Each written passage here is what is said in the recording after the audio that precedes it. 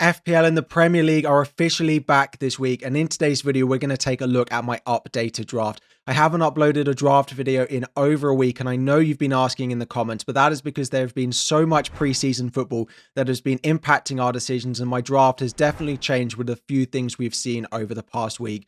With just a few days to go, we're going to take a look at my updated team, what it's looking like, what potentially might change though between now and the Game Week 1 deadline.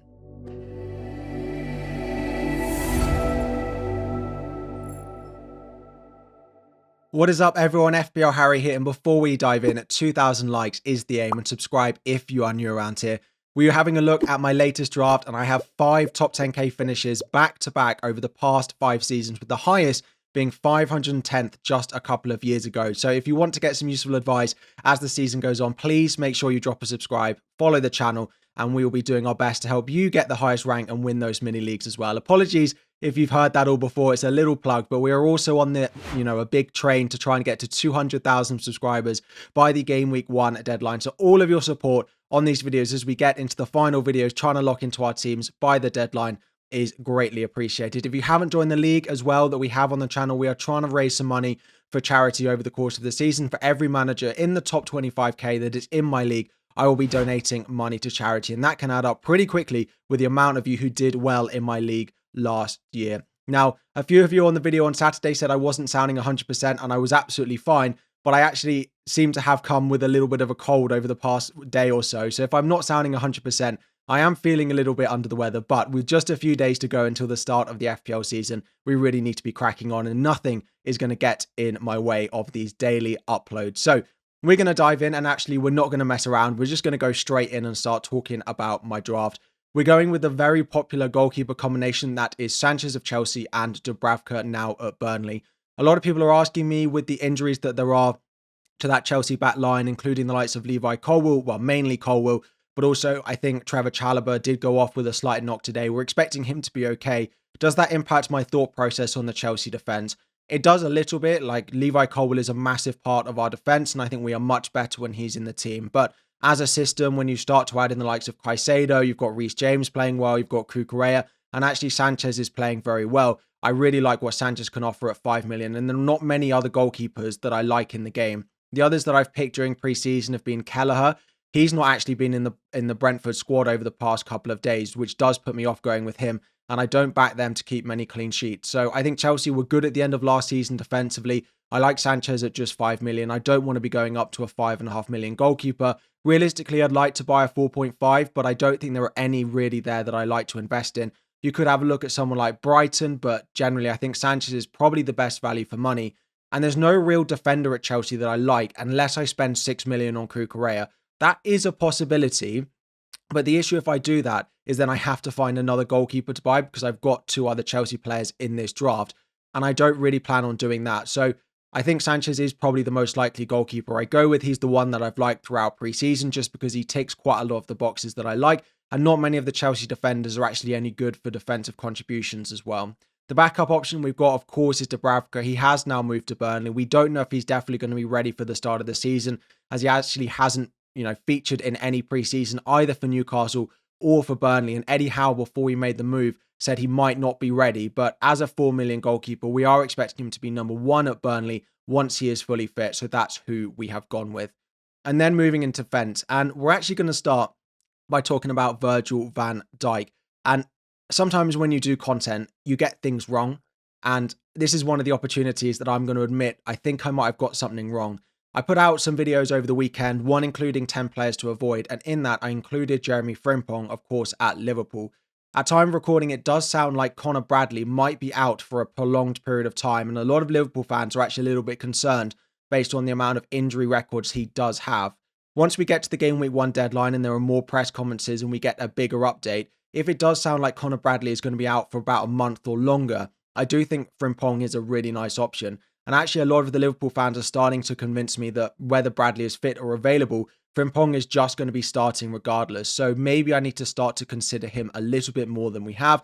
And also on the left-hand side, Kirkes looks like he's going to be nailed. He might only play 70, 80 minutes with Robertson coming on for the last 10 minutes or so. But maybe we should be starting to consider these Liverpool fullbacks a little bit more.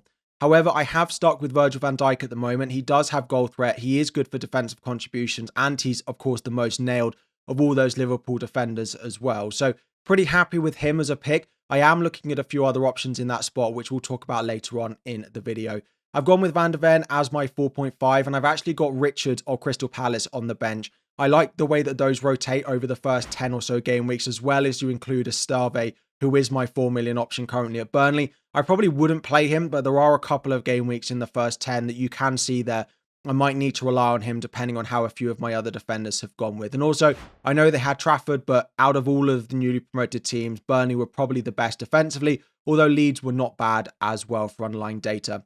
And then the other option we've gone with is Williams of Nottingham Forest. Now, if I had the 0.5 spare, I would be looking to try and upgrade him to a Milenkovic or a Murillo, but he is one of the best value defenders when we did the top defenders for the price that you're paying for him. So I like that I can get that at just 5 million away into the Nottingham Forest defense. They are being linked with Leif Davies over the past couple of days. I don't think they'll take Williams' place, but I do think it might be a little bit of a risk, particularly once Europe does start for him. 5 million though, with good defensive contribution data and good attacking threat, I think is really nice. But if I do find 0.5, I might well look to upgrade him to one of the two centre-backs.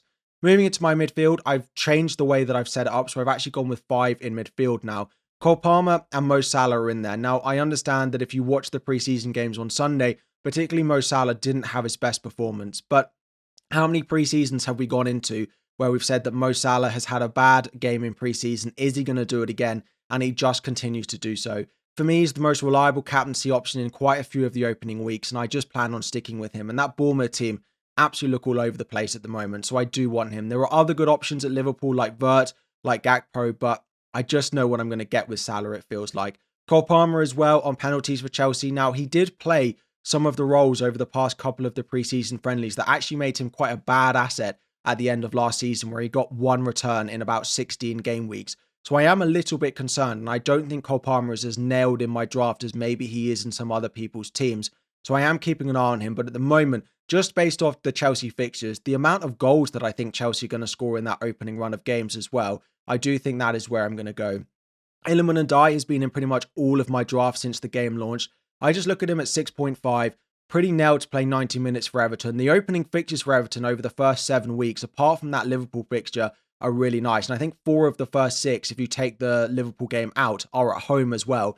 And the only 2 away games are Leeds on the opening day and Wolves away as well. So I really do like him. There is a chance that I could change structure a little bit and downgrade him and try and upgrade elsewhere. But I do really like what he offers. He's on penalties. Of course, Everton don't maybe score as many goals as a few other teams do.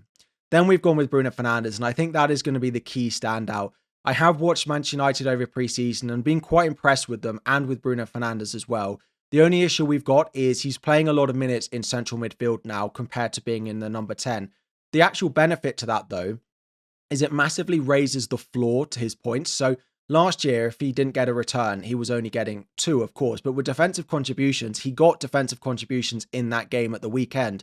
So his ability to easily pick up, a 7-pointer with defensive contributions, maybe an assist. And when Bruno gets just 1 return, he's very good for a bonus point as well. So that 7 that he could easily get could easily turn into an 8, 9, 10 without having to do very much in the game. The opening fixture is not quite as good as I'd want, but Arsenal have leaked goals during pre-season, and I do think that Burnley fixture, he could be a captaincy candidate as well going into the first few weeks. So Fernandes in at his price is not one that's nailed. I look at someone like a Wirtz who could potentially come in there, but I've been really impressed with him, and I think with the defensive contribution boost that he's likely to get, he's on for another 200-point season, and if he gets that, 9 million is a great price for him.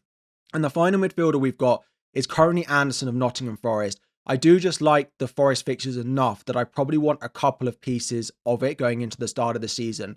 The only issue we've got with them is during preseason, 7 games, they've scored just 1 goal, which is definitely not enough for me. Really want to be investing too much money with them. And at the end of last season, they just definitely dropped off. But Anderson is good for attacking returns. He takes some set pieces, plus having defensive contributions, plus the good fixtures to start the season.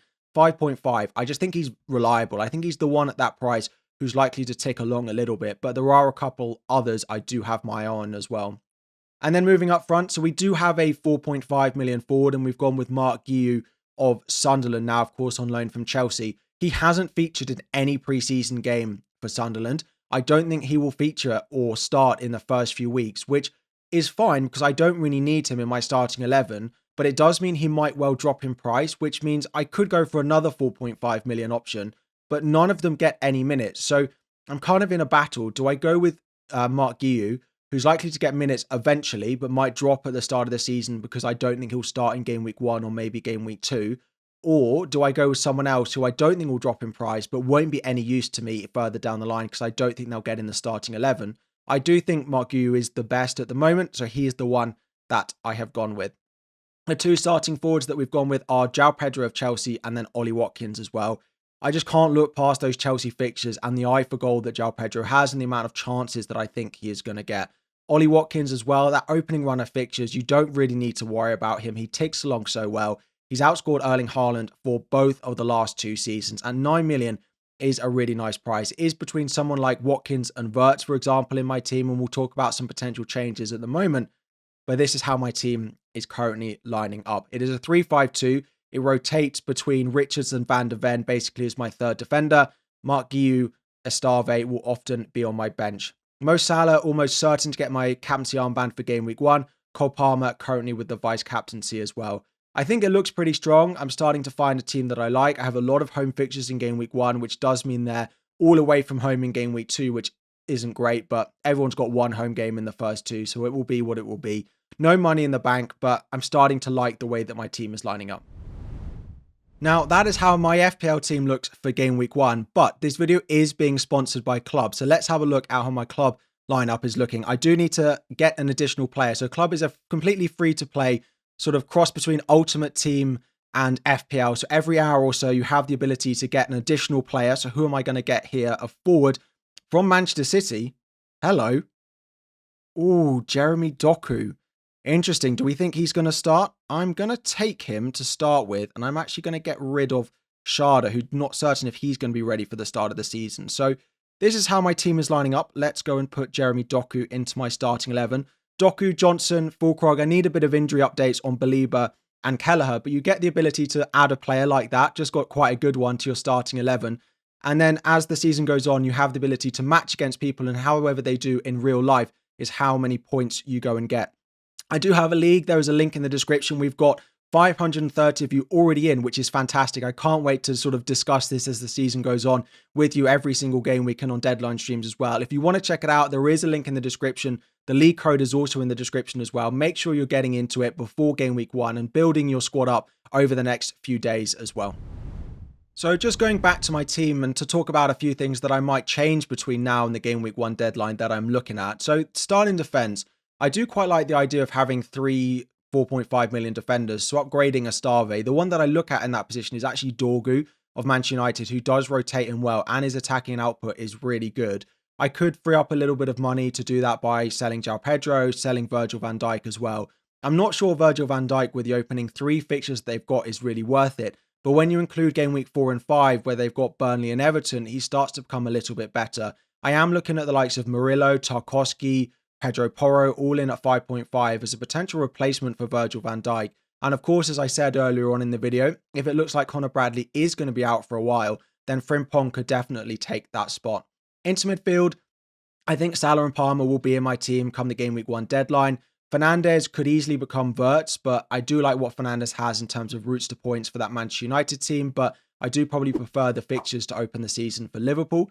Illiman and Dye, there are a few others, particularly Sarr at Crystal Palace, that I really like. I could also go with a 6.5 million forward in the likes of Strand Larsen or Fulkrog at 6 million in replace of Illiman and Dye as well and change squad structure.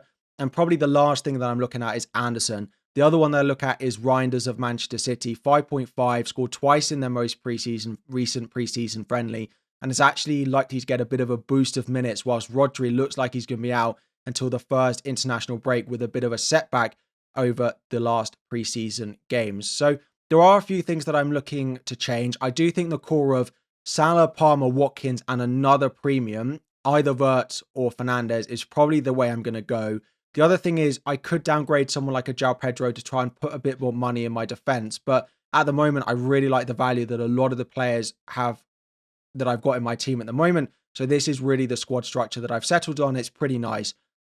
It does mean that I'm unlikely to play any chips early on. The first chip that I really plan on playing is in game week 6, potentially to play the free hit to get some Manchester City players, to get some Bournemouth players and some more Nottingham Forest players for their great fixture that week. If Mark Guiu plays for Sunderland in game week 1, I could bench boost in game week 2 because Burnley, of course, have Sunderland at home that week. So that is something I'll keep an eye on. But at the moment, the plan would be to free hit game week 6 and save the wild card and all the other chips until at least game week 10 onwards. So that is where my draft is and where my team is, with just a few days to go until the game week 1 deadline. Let me know what you think. Let me know what you change. I think particularly people are going to wonder about Bruno Fernandes and maybe a bit more money in my defense as well. But let me know your thoughts. Any questions you have, drop it in the comment section down below. As always, I answer all the questions asked in all my videos for the first half an hour. So if you want to have a reminder, make sure you're subscribed. Make sure you click that notify bell to get your question answered. And I do answer some throughout the rest of the day as well. But if you want the best chance of getting your question answered, drop them in the first 30 minutes of all of my videos. A video every single day until the start of game week 1 and throughout the rest of the season as well. We are chasing 200,000 subscribers. So if you've enjoyed the video, you've enjoyed preseason and you haven't subscribed, or you want all the useful tips during the season as well, please make sure you do so. 2,000 likes is the aim. Subscribe if you're new around here, and I'll be back again very soon.